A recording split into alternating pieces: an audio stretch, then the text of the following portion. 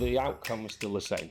I would still earn the same amount of money. I'd still get the same degree of praise or complaint. Make a WhatsApp group, bounce ideas off each other. It's so useful. So there didn't seem to be any kind of consistency or standardisation at that time. It might cost you a bit more up front to do it that way, but actually it'll be worth its weight in gold in the future. Hello guys, welcome back to our podcast, The Aesthetic Edge, where we focus on giving you the edge over your competition and where we are at the edge of innovation when it comes to aesthetics. Now guys, I'm so happy to say that we've got two fantastic guests joining us today. Personal mentors of mine in the past. They've been with Derma Medical for almost over 10 years and really lovely people. Dr. Chris Rennie and Nurse Emily, thank you so much for joining me today. I think we're gonna have a fantastic conversation. Before we get into it, would you mind giving us a little bit of an introduction as to who you guys are? As you said, I'm Chris, Dr. Chris Rennie. What am I? I'm an aesthetics doctor, full-time aesthetics doctor. I'm also a trainer for Derma Medical. I'm also a trainer for one of the other dermal filler brands. I won't name it on here in case there's any copyright. Dioxin. Carry on. One of their country faculty. We are husband and wife. We own our own medical practice in Romsey in Hampshire. So sort of halfway between Southampton and Winchester.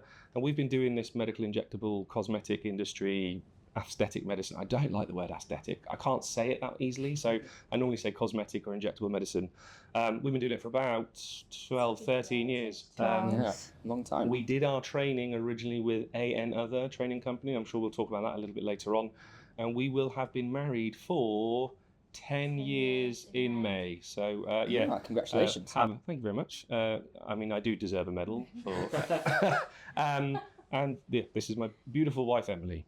Emily, tell us a little bit about yourself. So I'm a nurse by background, qualified in 2007 from London. I worked in emergency medicine for 11, 12 years.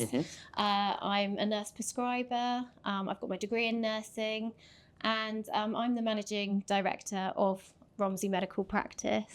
You missed that you actually got quite high up in nursing. I did, but I don't like to always talk about it. But yeah, I basically did my consultant nurse training in emergency medicine. My final job was as an advanced clinical practitioner. One of the sort of first group that came through the Royal College of Emergency Medicine. Quite stressful, I imagine. Yes, it was. And hence probably about a year into that, 3 years into it, I left and did this full time. Wonderful, wonderful. And you guys met when you were working in emergency medicine. Tell me, was Chris still Chris back then? Chris was still Chris. But interesting, so he was an orthopaedic surgeon. I was one of the sisters in A&E. And she stalked me. I did. I'm not going to lie. I never ever saw myself dating a doctor because I was like, no, not going to go near them. But Chris would come swanning into the emergency department, scrubs on, bright orange Crocs, and there was just a presence of Chris. And there was a few of us in the emergency department that all sort of had our little eye on, but I was like, no, I'm gonna go after that one. Nice, good for you. That's the actual story, but we tell people that our eyes met over like a leg. And it was true. One of the first times we worked together, it was quite a nasty trauma had come in, and someone, sorry if anyone's squeamish, someone's leg was literally hanging off. And it was a case of I had to hold their leg while the nurse plastered the leg. And I'd had a new pair of shoes on. Stupid pair of Lokes. Why you would wear them in the recess room? Leather Lokes. Rookie mistake. Come on. Lokes, sort of like Oxford, you know, and they were lovely. And I just said, excuse me, nurse, I've got new shoes on. Can you just try to not put plaster of Paris all over my shoes? So she decided to just literally, basically. You shouldn't be wearing such stupid shoes in the recess room. And somehow I thought that girl seems like she's marriage material. Wonderful. Oh, well, cute story. So guys, in terms of your careers, you had very successful careers. I think, Chris, you were a ST8 in ortho, and obviously you were a consultant nurse. You had very stable, very good careers, but you still made the decision to leave and open up your own practice, which I want to discuss more about later. But what made you make that decision? I think for me, we were doing this sort of alongside our NHS jobs for quite a few years. And I think as back in sort of 2012, 2013, this was relatively new. So our business was growing quite rapidly. I think certainly I found it quite stressful that trying to do a 13-hour day in A&E, having messages coming through from patients asking for appointments, reviews. And before I knew it, I was like, I can't be good at both jobs. I loved my job in emergency medicine, but I did feel something was going to have to give. Either we, from a safety perspective, I was like, we need to stop doing the cosmetics, or the other way around. I then went through some sort of life circumstances, a bereavement, and that kind of then was when I sort of turned around and said to Chris, I think actually I want to take some time out of emergency medicine. Let me see if I can grow the business over 6 months. And actually it grew, and before I knew it, I was like, Chris, you need to join me now. Some of my colleagues just literally lived to be in theatre, whereas for me, I'd actually prefer to be talking to patients or being on call. And then the other thing for me is I'm not driven by financial gain, but I do like to be appreciated for hard work that I do. And I found that in the NHS, and don't get me wrong, I really value the NHS. I think it's a great institution. Unfortunately, it's not running as smoothly as it could, but that's a whole different talk. But what I found was no matter how much effort I put in, the outcome was still the same. I would still earn the same amount of money. I'd still get the same degree of praise or complaint or whatever it was. And what I also found is, because I was, believe it or not, quite diligent in my work, you just end up getting more work. So I remember someone told me once before, one of our rota coordinators, I said, why do you always ask me to do the extra stuff? And they said, because you've already got 10 jobs, and if I give you one more, that's just a 10% increase. Whereas if I give it to the guy who's only got one job, that's a 100% increase in his workload, and he won't do it. And so that mentality of just put on and do and more and more and more for no kind of extra, I said, not just financial. And I think we're both quite entrepreneurial in the sense of, we want to see the efforts see the results of our efforts. And that's what this has allowed us to do. However, don't get me wrong, the world of cosmetic, aesthetic, injectable medicine, I haven't in the past been very proud of it, because unfortunately we do get felt to believe that we're kind of just glorified beauticians or something like that. And I've wanted to be a doctor since the age of 5. And when I wanted to become a doctor, it was to help people. And sometimes I'm not entirely sure how much actual help I'm providing by doing Botox and dermal fillers. So what made you make the decision to actually go into and do this course in the first place? Our sister-in-law. Yeah, it was. She wanted free Botox, didn't she? Yeah, she was already having it. She had a group of friends that wanted to have it. And actually we were engaged. We just got engaged, and we were looking towards saving towards our wedding. And she just said, just go off and do the course. And before we knew it, we sort of went, okay, let's give it a go. No harm. It was maybe £1,000 at that time for us to both train, which was relatively cheap in comparison. But I think we both came away fine with the botulinum toxin, or whatever we're allowed to say. We were comfortable with that. The dermal filler side, after our training, we both went away and went, no chance. I think that's most people, to be fair. I think, Chris, you've certainly seen that with our students, right? No one's ever fully confident in dermal filler, but Botox is relatively... And also, with Botox, you don't see the results straight away. So there's not that whole kind of, oh my God, you look amazing, like trying to not sell it, that sounds terrible, but there's not an immediate feedback from the patient. You just say, right, it's going to take 2 weeks to work, we'll see you in a couple of weeks if needs be. And I think that was difficult as well, because we did all these treatments on the training day. And unfortunately, I think that's what happens with our delegates as well. You've done all these treatments, they don't know how it's going to look.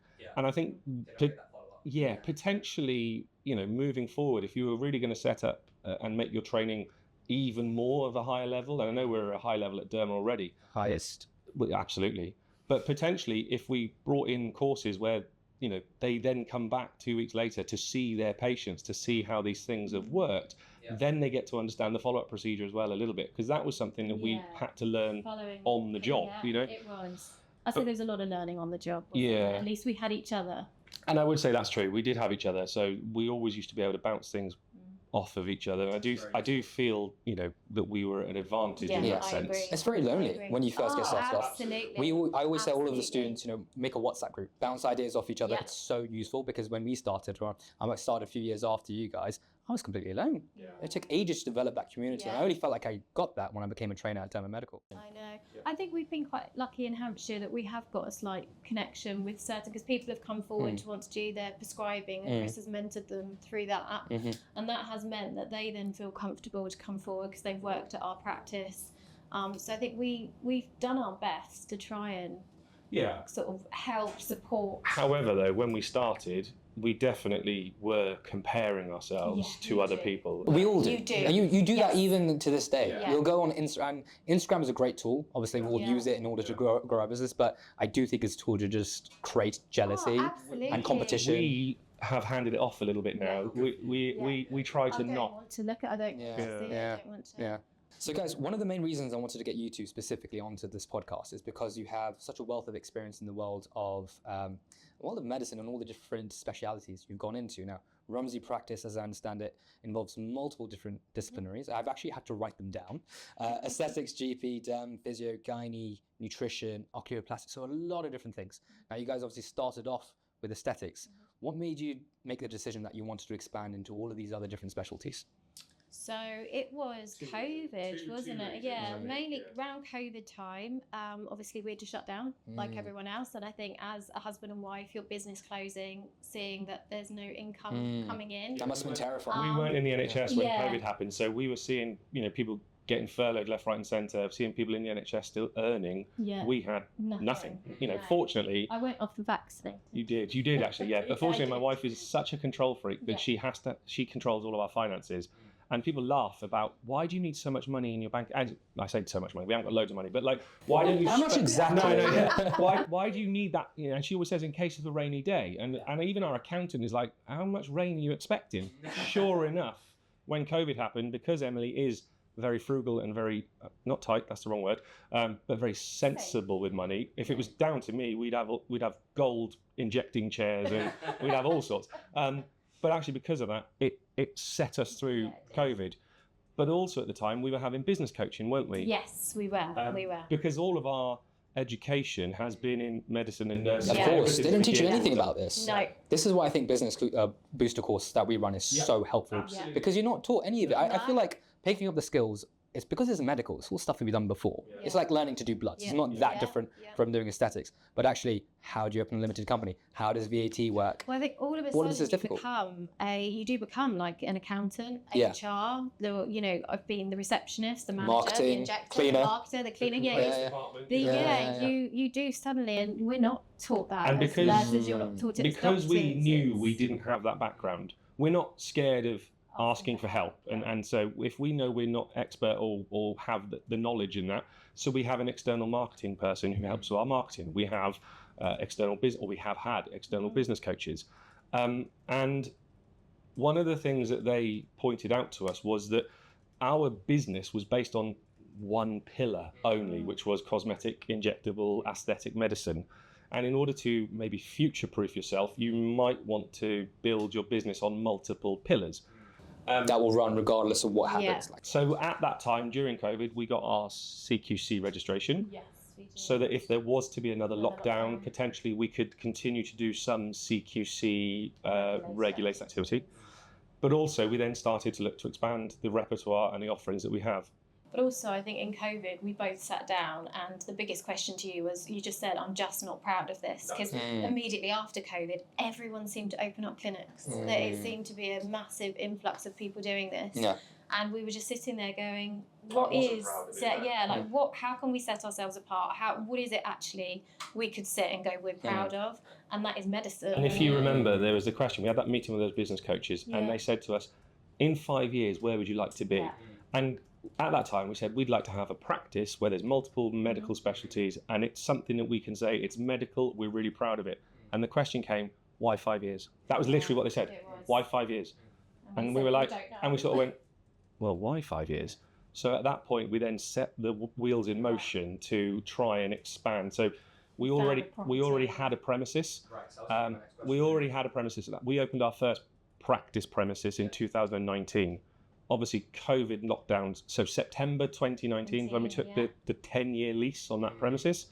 And then March 2020, the world shut down. Yeah. So that was unlucky. And the premises we had was a beautiful grade 2 listed 3-story building, but it was on the first, second and third floor. So there were stairs to access it. It was on a main high street. There was no parking. There was no air conditioning, no ventilation. And so we were like, if we actually do want to make this a medical practice, this is not suitable. So weirdly, it's always how things like align or whatever. during lockdown, if you remember, it was lovely weather at that time. So we were walking to work and doing lots of walks. And we just did one walk one day that we haven't done in our local town for a while. And as we walked past, we saw this building for lease. And we were like, both of us went, that would potentially be amazing. So outside space, parking, a front door, a back door, ground floor entrance, a ramp, disability access. And suddenly we were like, this potentially could happen. We had to take a fairly big loan to put in quite a lot of expense to completely gut this building and then make it a medical practice. So we had all the CQC compliant from day one. all the ducting, all the ventilation, all of the access stuff. Even like, I don't know if you've gone through CQC, but the flooring has to be a certain way. So if there is any spillages, you can literally just have to be a certain flush it out. Yeah. So we did that, and we opened the doors then to this practice in January 2022. Yeah, so it's 3 years. And at the time, it was still very much based on cosmetics and medical injectables. We already had a GP lined up, so that was our first extra person we brought in. Then a dermatologist came on. Then we had the gynecologist, who unfortunately now has gone off to Saudi Arabia. But we now have a British Menopause Society trained and trainer GP. As we said, we bring in oculoplastic surgery, which overlaps really well with the cosmetic side of things. For any of those guys that are watching, if you've got those people who early engage their frontalis muscle to compensate for heavy eyelids, and they don't like their forehead lines, but as soon as you put Botox in them, they feel heavy and drooped. Actually, having blepharoplasty surgery under local anesthesia means that we can recommend and refer and keep everything. We try to keep everything as in-house as possible. Yeah, it makes sense. Why refer outwards when you can refer inwards? Yeah. And then we also, we don't have sort of radiology availability, but we have contracts and negotiations with local providers. Yeah. We do all our own blood tests in-house and all of our other testing through TDL, the doctor's laboratory. So we've got all of these things in place. But we have made so many mistakes. And I'm not saying that in a... Nothing catastrophic has happened, fortunately. You want to hear this. And also, the thing we've always said is clinically, we can't afford to make mistakes because our GMC and NMC registration are more important to us than anything. Because if this all fell apart tomorrow, at least we could still go back to hospitals and work as doctors and nurses. So we've always held our registration with our regulatory bodies as sacrosanct, can't be touched. But the business side of things, we've made loads of mistakes. We've probably lost lots of money here, there, and everywhere. But what we actually do is we learn from it, and then we progress. And so, potentially, if we'd have known all the answers, we might have been able to do this much more quickly. But we have said that it might be nice to try and do it again. With the knowledge that we've already got from the mistakes we've made previously. But then I think that's business. My understanding in business, you do make mistakes. Of course you do. That's how you grow. And I think that's so, why like you said, nothing's been catastrophic. It's just been those, I wish I'd known that. And I think that's why we said we're both relatively entrepreneurial in spirit, and it's kind of to our detriment sometimes that, we've reached this now. 5 years ago, we'd have turned around and gone, God, once we got to that, we're just going to sit on it. But no. You always want to grow. Yeah. And actually, this is what works really well between us. As I've mentioned before, Emily's very frugal, very sensible with money, but also with ideas. Whereas I'm, me, a bit flighty and a bit excitable, right? I'll have ideas popping off, and generally, if it was down to me, these things would have happened and they'd have gone horribly wrong. But what happens is generally, my ideas do come to fruition, but they come to fruition on Emily's timescale, which might mean, and it might mean that it's a bit of a delay. It's a case that I would just say, like, right, let's sit down. Can we do this? Can we not do this? What's required? Because it's great that Chris has the ideas, but someone, like you said, needs to put that action. And I think if it was just you, there would be less progress. Yeah. But if it was just me, the progress would be boom or bust. It would just, and we'd probably gone bust about 6 times. We balance each other out. And so guys, life as well. I want to bring it back to the business coaching because I think that's a fantastic idea. And for our listeners, we want to give them practical knowledge that they can actually go out and use. Yeah. So in terms of a costing perspective, if you don't mind mentioning some figures, the accountant of the business, talk us through it. What, with regards to getting a business coach? How did that all work? Was it online? Did you go in and see them? So what do they charge? Shout them out. It was Pam Underdown and Adam Houghton from Aesthetic Business Transformations. Okay, so dedicated services. They are dedicated to aesthetic, and that's interesting because they're an aesthetics related business coach, but as it was, we went down a medical route. Yeah. And what we found is they were really good at giving us the initial ideas, but then when it came to us then pushing forward, maybe they weren't as experienced because they were going into places that they hadn't been before. But we have to, huge thanks to them because they really got us over the line initially. They made us make a decision. So we took on those. Yeah, and I think it was around, it was between £1,000 and £1,500 a month. For if your numbers change, we apologise. It basically, you had access to them 24/7. You could literally just pick up WhatsApp and just put a voice note, and they would get in touch. But on average, once a week, we had about a 1 to 2 hour meeting every week. For how long? How long did that cover you to get this? Oh, we went for about a year. Oh wow. Okay. I mean, it was silly things like when we started, we were looking at our profitability as how much money we make on top of our product costs, Botox and fillers. But they made us look and go, hold on a minute. No, like what about, your insurances? Your own salary. We didn't think about paying each other. So they had a really good little formulaic sort of Excel spreadsheet where you input all of the outgoings that you have, you input your generation of income, and then it basically boils it down to what your business needs to make per hour to keep the lights on and survive. One of the biggest mistakes we made at the beginning is we didn't value our time. As Chris said, you looked at your product costs and like, oh, that's fine, that's a profit. But we were thinking, we were paid an hourly rate in a hospital. Why are we not considering... With no costs when you work in a hospital. Yeah.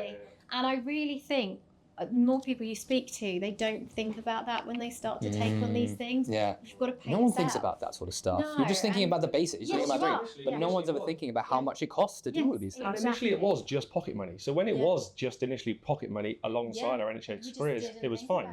But then when it comes to it is our income, we have to look at it in a more sensible way. And actually working out, we've got 6 clinic rooms. You have to work out what each clinic room needs to make per hour in order just for the practice to run. And then you work backwards from that. So we know what each of our clinic rooms has to generate per hour in order for the business just to break even. Do you know what? This is such useful information. This is something that I've never considered in my own business as well. So to hear it from these guys, I hope it's as useful to you guys as it is for me. Guys, don't forget to like, share, and subscribe. If you know someone who you think will benefit from this information, make sure to share it to them. Right, guys, going back to the business growth and everything, tell me a little bit about, you mentioned some mistakes. Now, one of them was not valuing your time. Yeah. What were the, let's say, one more huge mistake that you made when developing your multidisciplinary system?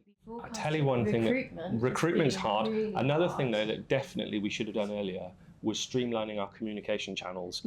When you first start, and this is going to happen to all of our delegates when they train, they're going to just want to get out there. So they're going to give people their mobile numbers, WhatsApp, email, Facebook message, Instagram message.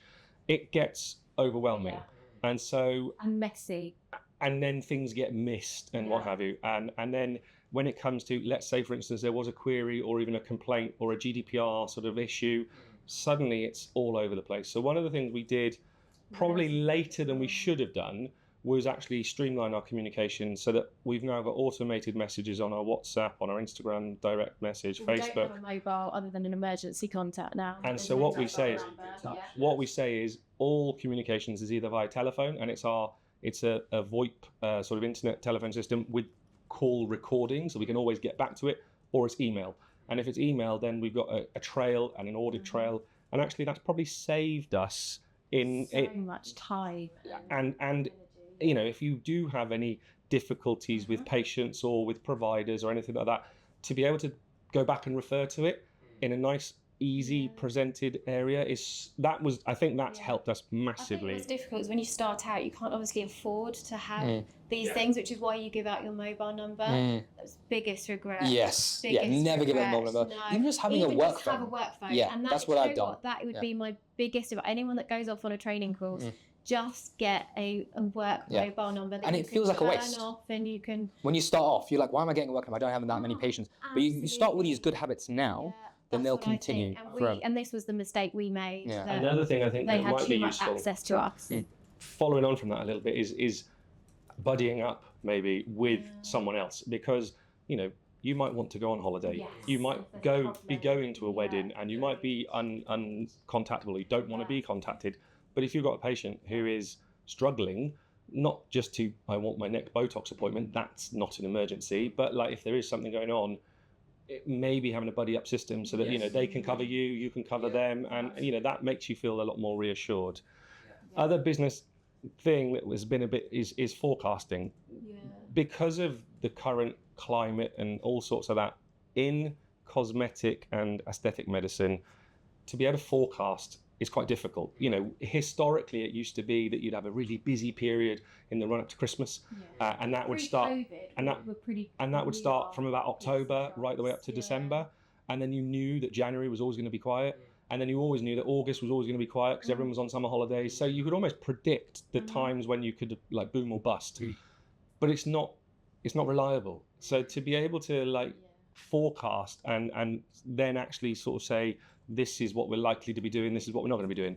Whereas with the medical services, it is a little bit more predictable, but still, it's so vulnerable People to need changes. medical services, they don't always need aesthetic services.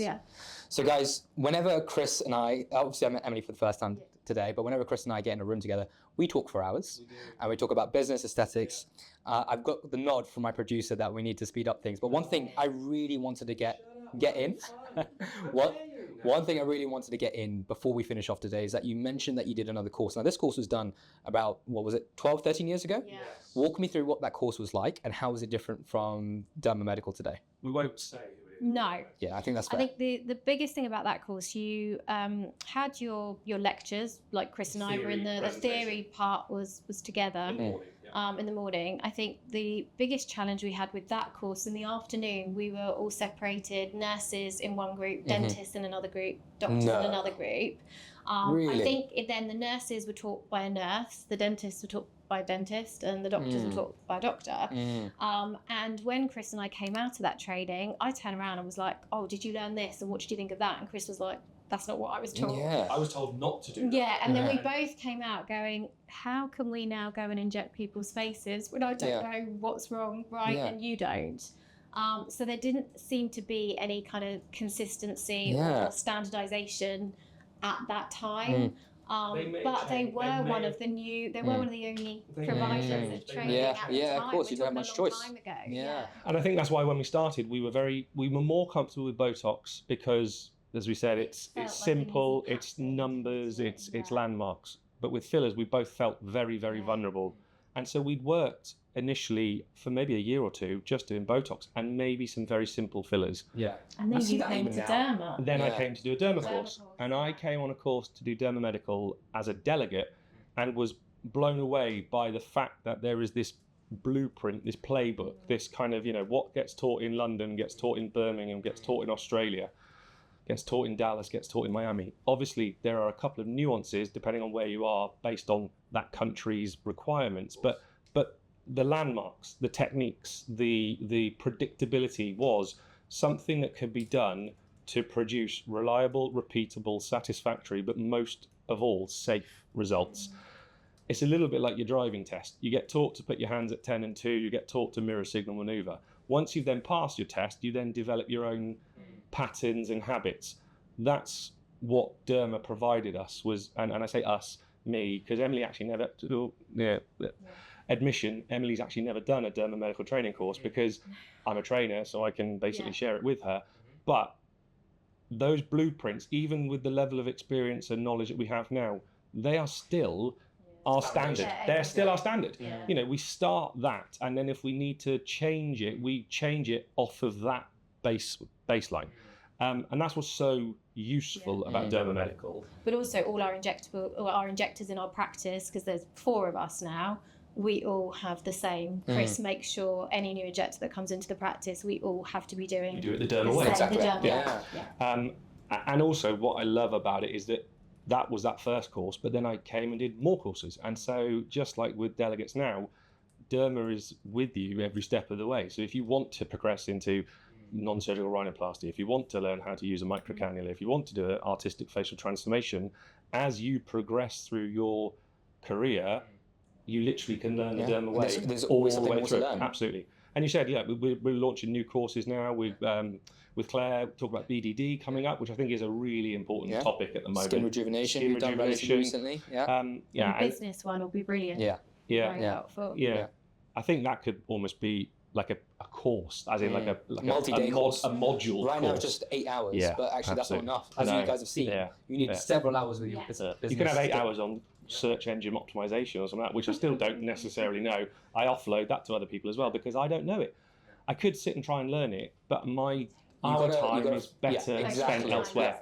Do what you do best is Yeah, what I always say. absolutely. Yeah. Why do you accounting when you can send it to an accountant? Why do Yeah, you marketing when you can exactly. send it to a marketer? Exactly. We're really lucky And with our that's what accountant as we've well. done. They've been slightly like unofficial business coaches for us as well, our accountancy. So I would say another thing is get an accountant, and a good accountant, one who has your best interest at heart, because at the end of the day, you don't want the HMRC guys knocking on your door asking for money. So it might cost you a bit more up front to do it that way, but actually it'll be worth its weight in gold in the future. I think the most important thing, guys, is to always delegate. I know it sounds tough when you're first starting out. You want to do everything yourself, like we said before. You want to be the cleaner. You want to be the marketing aficionado.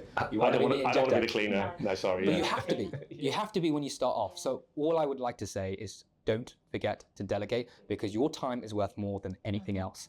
Now, I think we have to wrap up there. Yes. Guys, thank you so much for joining me today. It's been a fascinating conversation. Thank you for traveling all the way up from Hampshire. That's all right. We stayed overnight. I was teaching this weekend, so we actually stayed overnight last night. Had a lovely dinner. So it's been a little bit of a romantic weekend away with a load of training. I bet you needed it. I bet you Yeah. needed It's it. good fun. Guys, thank you so much for joining us today. It's been an absolute pleasure, and I cannot wait to have you for the next episode. We'll see you then.